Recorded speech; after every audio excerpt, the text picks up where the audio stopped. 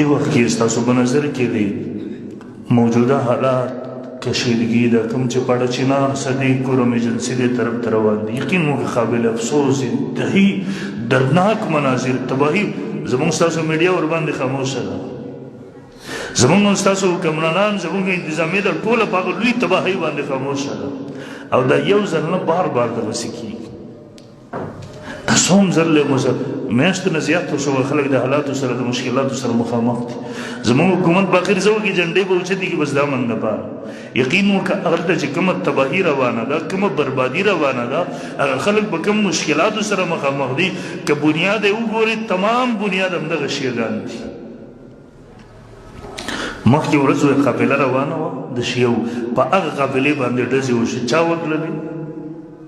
ته به خپله وې چې په دې قافله کې څوک بچ شوي وو سنیانو په خپلو کورونو کې هغوی ته پناه ورکړې ده نو چې سنیانو په تاسو ډزې کولې وې په خپلو کورونو کې پناه څنګه درکوله او د هغه طرف نه د ټیک ټاک باندې په فیسبوک باندې د شیعیانو کلیپونه راځي یقین مو که دومره سخت دل ازار دومره سخت دل ازار هغه طرف نه الزام لګوي تهمت لګوي وایي دا د اهل بیتو دشمنان دي زموږ مسلمانان سنیان اهل سنت یادوي هلکه دا چا ویلي تا ته صحابه کرام رضی الله عنهم اجمعین اهل بیت دا زموږ د دین بنیاد دی هغه ټول لږ د چغې لګوي څوک چې په اهل بیتو باره کې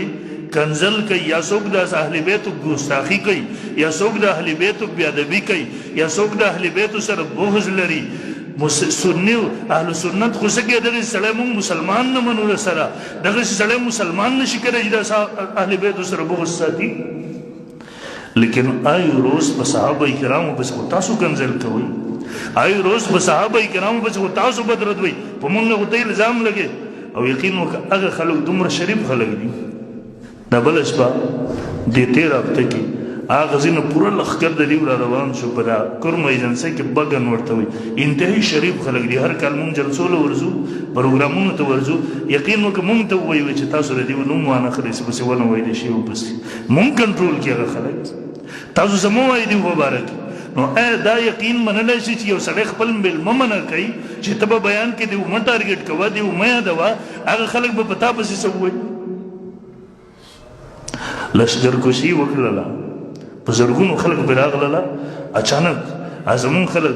دنیا شهیدان تلله د هغوی د زنانو بېعزتي یې وکړله زنانه د ځان سره بوتللې ویډیوګانې یې وکړلې د هغوی د ظلمونو او د ستم هغه ویډیوګانې یقین وکړه په دا میډیا سړی ګوري نشي کتلی کمزوري زړه والا برداشت کولی د سره نشي یقین وکړه کم کردار چې یزید ادا کړه او د دې شیعګانو او روافظ ادا کړه کنزل بوته کې صحابه کرامو بچې ته په سنیانو باندې څنګه الزام لګې او دا د دیو دین دی د دیو مذهب دی